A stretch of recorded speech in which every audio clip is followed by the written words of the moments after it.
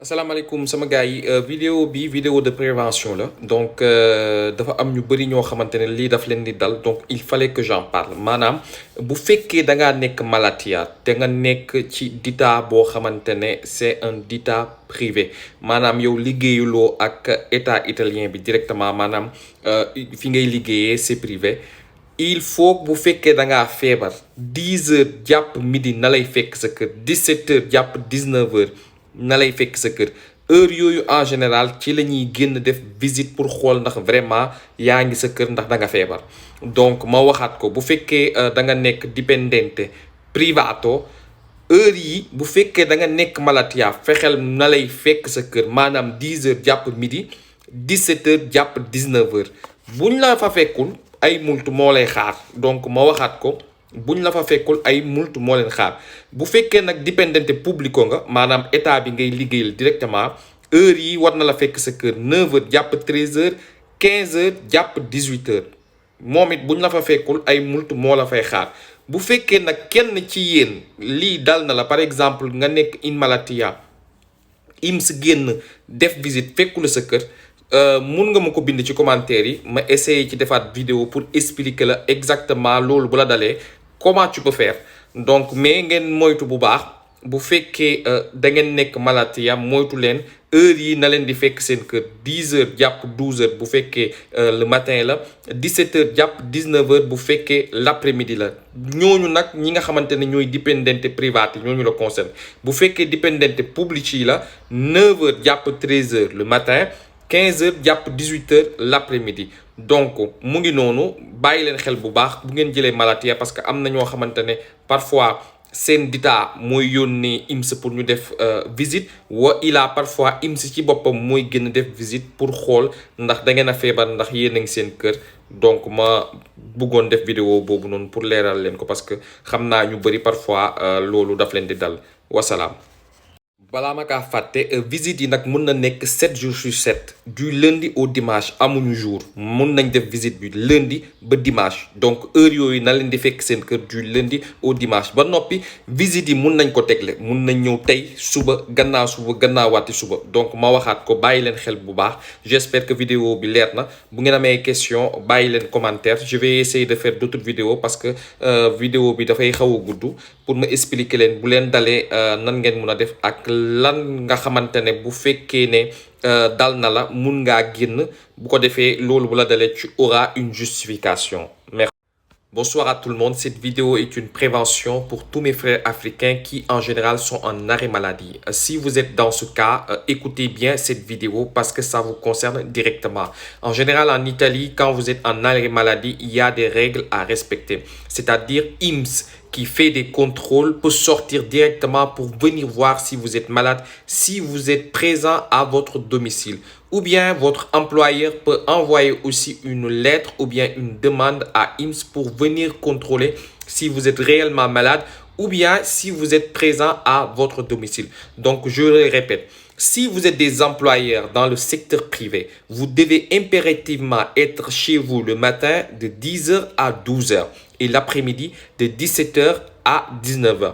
Si vous êtes un employeur de l'État italien en général, vous devez impérativement être chez vous de 9h à 13h et l'après-midi de 15h à 18h. Et sachez, ces contrôles, c'est 7 jours sur 7 et ils peuvent le faire de manière répétitive. Donc, je le répète, les employeurs dans le secteur privé, c'est de 10h à 12h le matin et de 17h à 19h l'après-midi. Et les employeurs publics, c'est de 9h à 13h et de 15h à 18h. Et ces visites peuvent être répétitives. Et en plus de cela, c'est du lundi au dimanche. Donc, faites très attention parce que s'ils viennent chez vous et qu'ils ne vous trouvent pas là-bas, vous allez écoper d'amende de part de l'État italien, de l'IMS. Donc, si vous êtes dans ces cas-là, faites-moi savoir dans les commentaires. Je vais vous faire d'autres vidéos pour vous expliquer dans ces cas-là comment vous pouvez faire et comment vous pouvez vous justifier si vous avez ces justifications. Je vais vous les décortiquer parce qu'elle est assez longue la vidéo et je ne peux pas tout faire en 3 minutes. Donc, je le répète, mais sachez que c'est à ces heures que j'ai dit tantôt que il faut vraiment que vous soyez chez vous impérativement, c'est-à-dire le matin de 10h à 12h et l'après-midi de 17h à 19h si vous êtes des employés dans le secteur privé. Et si vous êtes dans le secteur public, c'est de 9h à 13h et de 15h à 18h. Donc, j'espère que cette vidéo va aider beaucoup de personnes qui sont dans ces conditions. Et si vous êtes malade, je vous souhaite vraiment bonne guérison et que vous puissiez retrouver le chemin du travail. J'espère que c'est clair et comme d'habitude, si vous avez des questions, laissez un commentaire. Merci beaucoup. Buonasera, questa video lo faccio per tutti i dipendenti in generale, ma soprattutto per gli immigrati. E allora, c'è una cosa che dovete sapere in Italia: quando siete in malattia, INPS può uscire per venire a fare delle visite fiscali. Oppure il vostro datore di lavoro può mandare anche INPS per venire a casa vostra per vedere se siete malati oppure siete veramente dentro casa vostra. Allora, gli orari delle visite di solito per i dipendenti privati sono dalle 10 alle 12 e dalle 17 alle 19 nel pomeriggio. Se siete dei dipendenti pubblici sono dalle 9 alle 13 e dalle 15 alle 18. Quindi mi raccomando, se siete in malattia, questi orari che ho appena elencato dovete assolutamente essere a casa vostra, perché in caso in cui la persona che esce dall'INPS non vi trova a casa vostra, voi prenderete delle belle multe. Quindi mi raccomando, se siete malato, dovete stare a casa a questi orari che ho appena detto. Per i dipendenti pubblici dalle 10 alle 12 la mattina e dalle 17 alle 19 nel pomeriggio. Per i dipendenti pubblici è dalle 9 alle 13 e dalle 15 alle 18. Queste visite fiscali possono essere ripetitive, cioè possono venire lunedì, martedì, mercoledì, giovedì, eccetera, eccetera. E 7 giorni su 7. Quindi anche di domenica, se siete in malattia, dovete stare a casa vostra a questi orari.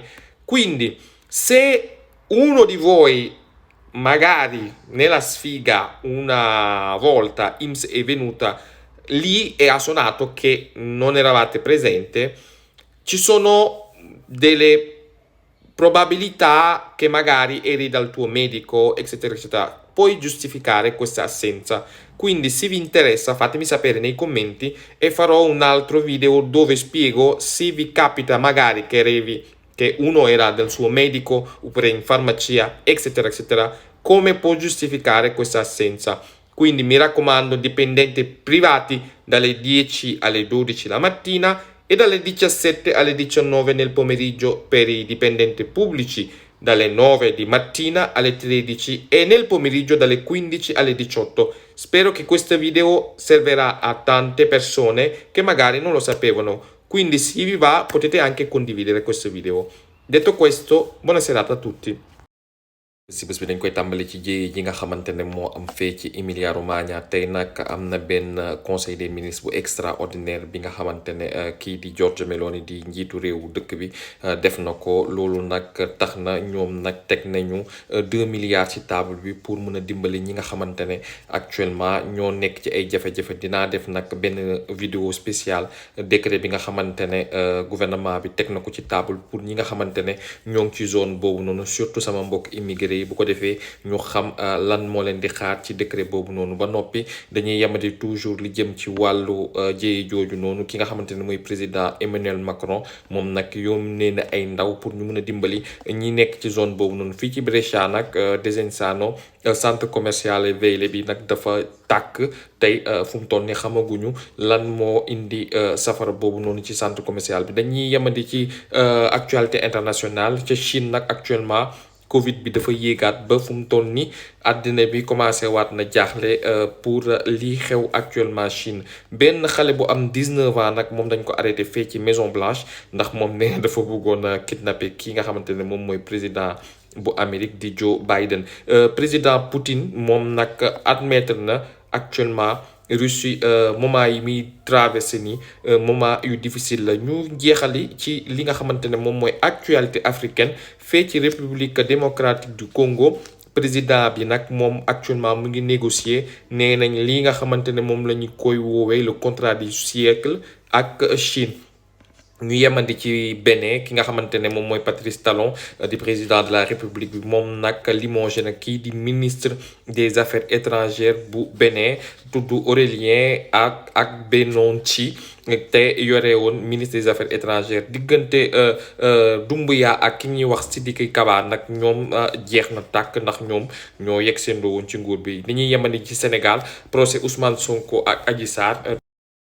lii mooy xibaar yi gënoon fës ma leen di wax ba suba ak jàmm incha allah ma leen di ñaan ngeen partage vidéo bi commenté ko like ko bu ko defee TikTok daal di sécuriser lii di compte bi ba suba ak jàmm merci beaucoup. Je vous résume les actualités du jour. On commence tout d'abord par ces intempéries qui ont provoqué des dégâts catastrophiques dans la région d'Emilia-Romagna en Italie. Et plus de 23 000 personnes ont été déplacées et le gouvernement italien a décidé de mettre sur la table plus de 2 milliards d'aides après un conseil des ministres extraordinaire qui s'est tenu aujourd'hui. Et demain, ce sera un deuil national. On reste toujours dans les dégâts catastrophiques. Le président Emmanuel Macron a envoyé des personnes pour donner main forte au gouvernement italien. À Brescia, un centre commercial a pris feu. On ne sait pas encore l'origine de cet incendie. En Chine, actuellement, une pique de Covid est en train de provoquer une grande préoccupation à nouveau à travers le monde. Un jeune homme de 19 ans a été arrêté devant la Maison Blanche. Il voulait kidnapper le président Biden apparemment. Et Poutine admet finalement qu'actuellement la Russie est en train de traverser des moments très difficiles. On reste là actuellement sur l'actualité africaine. En RDC, le président de la République est en train de négocier un contrat du siècle avec la Chine. On reste au Bénin. Le président Patrice Talon Limoges au ministère des Affaires étrangères, Aurélien ak Benonci. Et on reste en Guinée, le divorce est consommé entre Doumbouya et Sidika Koulibaly. Et pour terminer, au Sénégal, le procès d'Ousmane Sonko contre Adji Sarr a débuté aujourd'hui. C'était tout pour aujourd'hui. On se dit à demain, Inch'Allah. Merci beaucoup. Notizie del giorno, iniziamo con l'alluvione che sappiamo tutti in questo momento ha messo in ginocchio la regione Emilia-Romagna. Oggi il governo ha fatto un consiglio dei ministri straordinario, ha messo sul tavolo 2 miliardi di aiuti perché in questo momento ci sono più di 23.000 persone che sono sfollati e domani ci sarà il lutto nazionale. Il presidente Emmanuel Macron ha mandato degli uomini per aiutare le persone che sono in questa zona. A Brescia, nel centro commerciale Il Velo, c'è un fuoco che non sappiamo in questo momento l'origine di questo incendio. In Cina in questo momento c'è un picco del Covid che sta preoccupando il mondo. Un ragazzo di 19 anni è stato arrestato davanti alla Casa Bianca perché lui dice che voleva rapire il presidente Biden. Putin ha ammesso che la Russia in questo momento sta attraversando un momento molto difficile. Chiudiamo questa informazione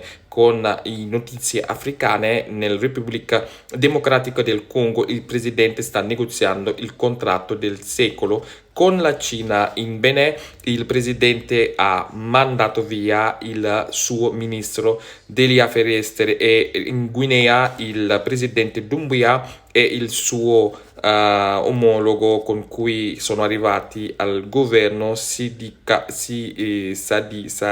Sadiba Koulibaly. Il loro rapporto è finito. E per finire, in Senegal il processo di Ousmane Sonko, il leader dell'opposizione senegalese, contro Adji Sarr ha iniziato oggi. Era tutto per queste notizie, ci vediamo domani, grazie e vi chiedo di commentare, di condividere questo video e poi così TikTok potrà fare una bella sicurezza in questo account. Grazie.